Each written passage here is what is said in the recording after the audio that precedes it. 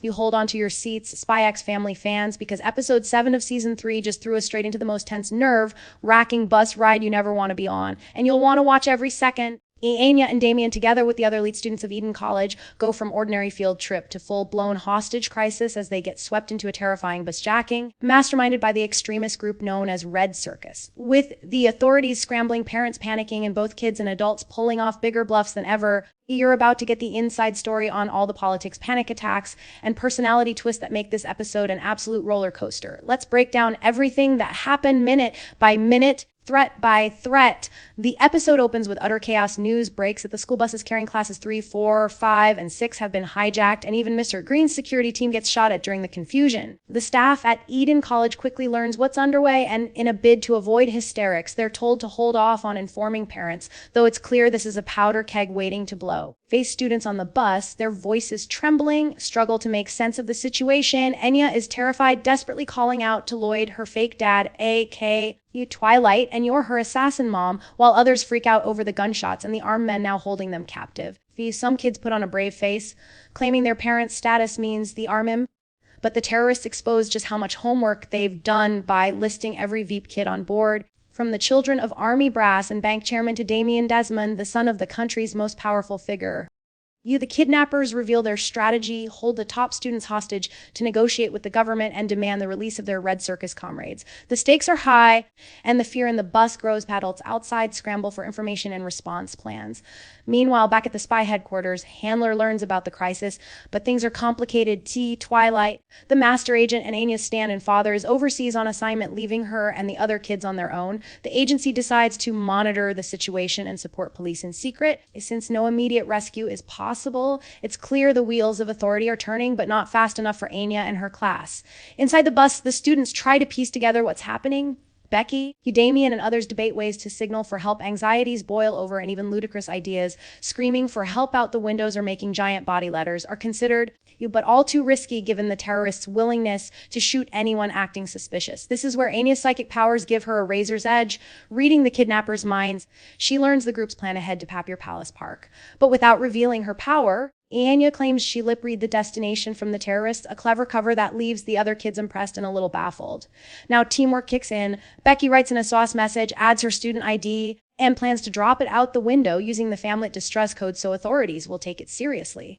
Damien steps up with the most bizarre distraction. He pretends to have a dire need for the bathroom, allegedly proven by his twitching eyelashes. Amid all this chaos, the message manages to get out, though the terrorists catch on and escalate the threat, strapping a homemade bomb to Anya's neck.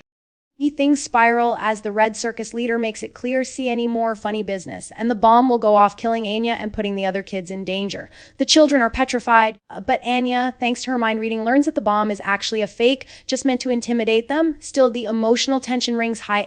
Becky and Damien freak out, and Anya's nonchalance leaves some kids marveling at her courage while others call her reckless or stupid. Yet, beneath the surface, it's obvious Anya is playing up her own bravado just to keep panic from spreading through the bus. Damien, in an unexpectedly heroic moment, demands the fake bomb be moved from Anya to his own neck. He announces his status as the Desmonaire, claiming he's a bigger bargaining chip and promising that he'll be a protector just like his war hero father. The terrorist, frustrated but amused by Damien's attitude, straps a second device to his neck, declaring equality. Damien's inner monologue is a blend of panic and pride. He wants to prove his worth, but he's terrified at the prospect of dying, obsessing over all the things he'll miss if his head blows off. As the situation grows even more desperate, police manage to stop one of the buses by laying spike strips across Route 1, bringing it to a screeching halt. The children spot the officers and celebrate, thinking rescue is at hand, only for gunshots to send everyone back into hiding. The Red Circus members black out the windows to prevent snipers from seeing inside and threaten to blow up both buses if their demands aren't met. The showdown turns political as the Berlin City Police and the State Security Service behead. The police want to protect the hostages, but the security forces insist on stamping down any sign of resistance, even if it means endangering the children. The terrorists lay out their conditions: release their imprisoned comrades and grant safe passage out of the country, or they'll start executing students. Outside, the power struggle goes global.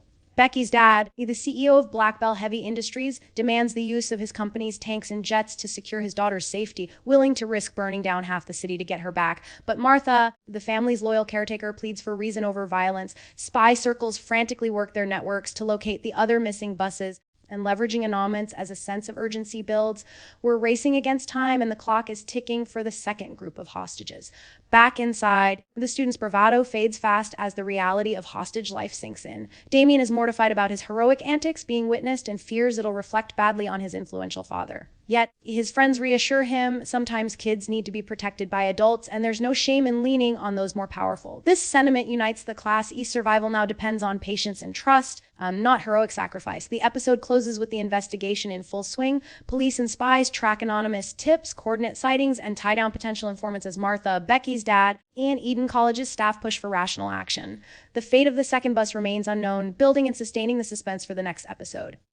Summing up, Spy X Family Season 3, Episode 7 is a masterclass in tension, cleverness, and emotional stakes. We see the kids' innocence and bravery tested to the limit, with Enya and Damien proving they're more than just elite students. They're fast thinkers, risk takers, and little heroes in their own right.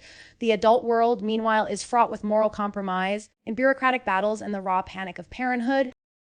The Red Circus emerges as a genuinely menacing force, but it's the teamwork, courage, and quick thinking of Enya, Damien, and Becky that keep hope alive on the bus. If you love this breakdown and want more deep dives into Spy X Family, drop a comment below. Who impressed you most during this hostage crisis? Smash that like button if you felt the tension. Share this recap with your fellow fans. And don't forget to subscribe so you never miss the next big twist in the Forger family's wild undercover adventure.